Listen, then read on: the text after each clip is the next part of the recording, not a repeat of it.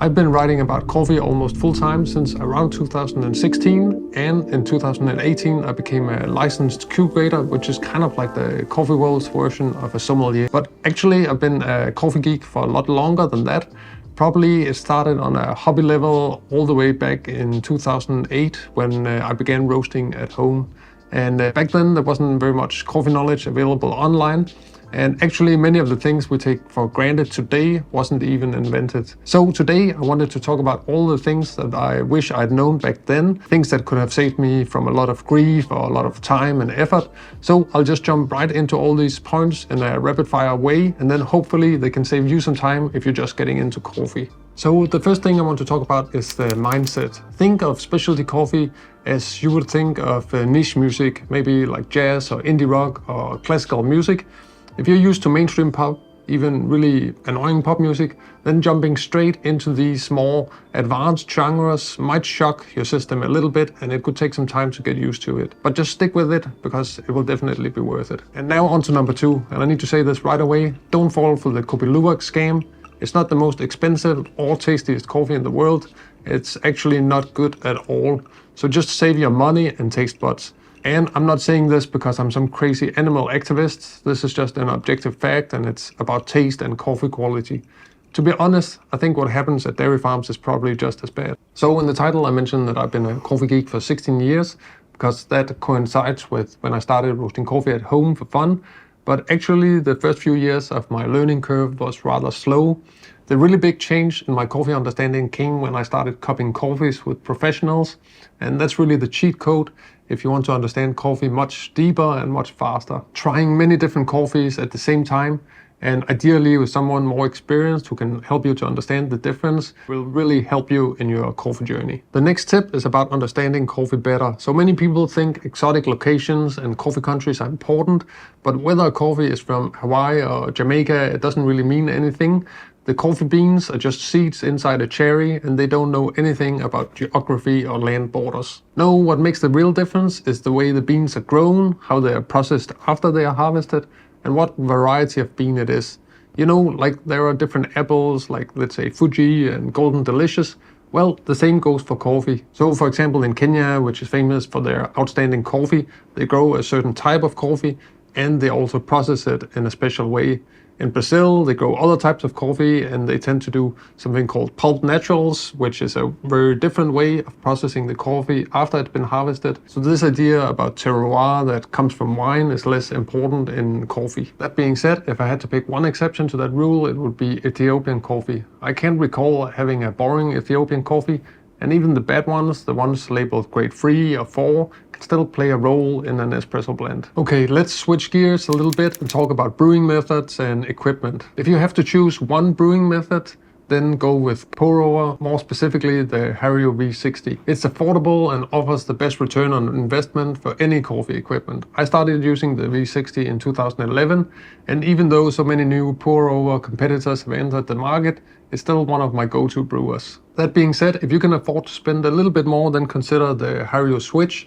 It can do all the same things as the Hario V60, but offers just a bit more control over your brewing process, because you can also use it as a steep and release device. Learning to brew pour over can be a bit tricky in the beginning, but I'd say that with my standard switch recipe, you can get results that are around 90% similar to a really good pour over. I'll put a link to that recipe up here, so you can check it out if you're curious. With the money you save from getting a relatively affordable pour over device, you should also invest in a good hand grinder.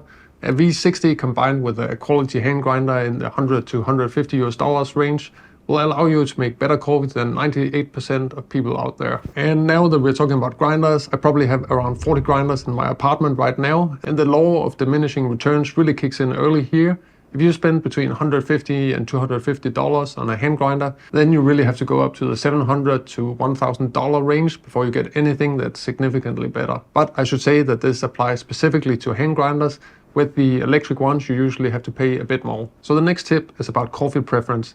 If you're one of those people who really like strong coffees and the idea of a floral and fruity coffee like this one here doesn't appeal to you at all, then I would probably encourage you to start out with something like an AeroPress or a Mugger pot instead of going directly to an espresso machine. An espresso machine is just so much work and so expensive compared to what you get back flavor-wise. The exception to this is probably manual espresso makers, which are a lot cheaper, and they also tend to provide more insights into the espresso brewing process. You can actually learn a lot by using them, and they can still produce tasty shots. If I were you, I would only consider an espresso machine after you already mastered some of the other brewing methods. But we'll get back to espresso a little bit later in this video. Water can be the most complicated aspect of coffee brewing, but it's also where you get the most efficient results for your money. Don't get too overwhelmed, approach it step by step. If you start out by using a relatively soft water, then you're miles ahead of most other people. You can use a cheap TDS meter like this to get started. Aim for a reading around 60 to 100, and then it will usually give you a pretty good result. It's possible to do more precise measurements if you have something like this, an alkalinity measurement kit, but a TDS meter is probably the most convenient way to get into that ballpark of pretty decent coffee water. My next advice is to be cautious of the rabbit hole of water. It can be one of the most complicated aspects of coffee brewing, and it's easy to get overwhelmed, especially if you start making all these DIY recipes. I'd especially stay away from recipes that only rely on baking soda and Epsom salts. Natural waters don't have this kind of composition, and while the hardness to alkalinity ratio might look very intriguing on paper, the results in your cup will probably be disappointing. I think coffee water should have some calcium in it, but of course not too much. When and if you get into espresso, I would suggest that you start with dark or medium roasts. While light roasts are trendy in the coffee world, they don't work as well for espresso due to their more acidic and hard to extract nature. Light roasts shine in pour-over and AeroPress and other methods, but for espresso, stick with something that's a little bit easier to brew, like medium to dark roast. Then eventually, if you want, you can explore light roast to espresso, but if you don't like it, then that's totally fine. Temperature is really important with espresso. The worst espresso you'll ever taste is one brewed with water that's not hot enough. Avoid this by getting an espresso machine with PID temperature control. The second worst espresso you'll taste is one made from a light roast that's not extracted properly, so don't be afraid to go beyond that typical 1:2 espresso ratio. Longer ratios are usually more balanced and easier to brew, especially for light roasts. Also be a little bit cautious when you're getting into espresso not to get drawn into that endless rabbit hole of constant gear upgrades. Instead of splurging on every new gadget, start with a magnetic funnel, a puck screen and a calibrated tamper. These will help you to maintain a clean countertop, a clean group head, and get a consistent, even temp every time. I'd also consider investing in a nice single basket and a small steaming pitcher. You don't have to make giant cafe lattes at home. You can actually get rather small pitchers that allow you to steam down to 80 to 90 milliliters of milk. I'm still kicking myself for not getting one of those a lot earlier. The same goes for single shot espresso baskets. They have a bad reputation, but some of them are actually quite okay, especially if you're going to add milk to your coffee. Coffee beans should always be fresh. For most beans, the ideal time to consume them is within 1 to 3 weeks after roasting. But this depends a little bit on roasting style, roasting machine, and the type of bean. And it will also depend on how warm it is where you're living. Beans age faster if you live in a place where it's 30 degrees inside compared to 20 degrees. If you're brewing very light roasts, once in a while you will meet some beans that benefit from more than these 3 weeks of roasting time. If the coffee tastes like a mix of grass, peanuts and hay, then most likely it's worth waiting a little bit longer before you brew it. And it can also be a good idea to use slightly harder water with more minerals, and hotter water than usual. If you're worried about your coffee getting stale, then don't be afraid to store it in the fridge or the freezer. Also, you don't have to thaw coffee, you can just grind it directly from the fridge. The main enemy of coffee in the fridge, in my opinion, is not condensation, but it's rather other flavors from other food items in your fridge. So just make sure that they're sealed really properly. Remember that frozen coffee always tastes better than stale coffee, so use this option when necessary. Coffee processing is nearly as important as roast level when it comes to determining flavors. As you start exploring specialty coffee, try different processing methods to discover what you like the best. Despite the name, honey process doesn't involve any honey.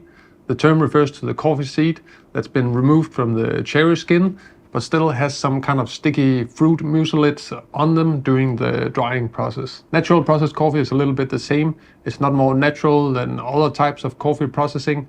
It just refers to the coffee seed, the coffee bean, is being dried inside the cherry instead of being taken out before it's dried. Washed coffee is the most common type of coffee processing today, While it's the standard, it's not necessarily the best way to expand your palate if you're new to coffee. As mentioned before, the best way to speed up your coffee knowledge is through cupping, which involves tasting multiple types of coffee side by side. One cupping session with a trained professional is worth 1 year of regular coffee consumption in terms of what you can learn. If you're serious about understanding coffee, cupping will make you old and wise in coffee knowledge very quickly. When cupping, it can be helpful to have a bowl of instant coffee on the table. This provides a pretty big contrast and helps you to appreciate the differences between high quality and lower quality. Also, at least one time, try to cup some Robusta coffee as well next to the Arabica. It will open your eyes to why diner coffee tastes the way it does. You can also get into roasting coffee yourself if you want to learn more about coffee flavors and how roasting modulates those flavors. But don't get into it because you want to save money or because you expect to drink better coffee. Getting good at roasting takes a long time and a lot of practice, and you'll over and under roast many batches. And the next one is a little bit controversial, but in my opinion, milk coffee is overrated. I think the Italians have a good point with the rule 1 milk coffee per day. If you want to experience coffee to the fullest and be a real coffee geek, it's best not to add anything that alters the flavor perception. If you're a wine lover, you also don't add any lemonade or weird things to your wine. And finally, in coffee brewing, as in life in general, the middle ground is often the best place to be. Be careful about dogma such as more extraction is always better or bypass water must be avoided at all costs. If you can avoid these extreme trends and focus on what just tastes good to you, then you're in a pretty good place. And if you're still confused about this whole crazy world of specialty coffee and equipment, then I have a guide on how to pick the first coffee grinder. I'll put that right here, and then you can just check it out. I also have a video about the most common mistakes that beginners make when brewing pour-over coffee. I'll put that video right here, and then you can just click either one of them, and then I'll see you over there.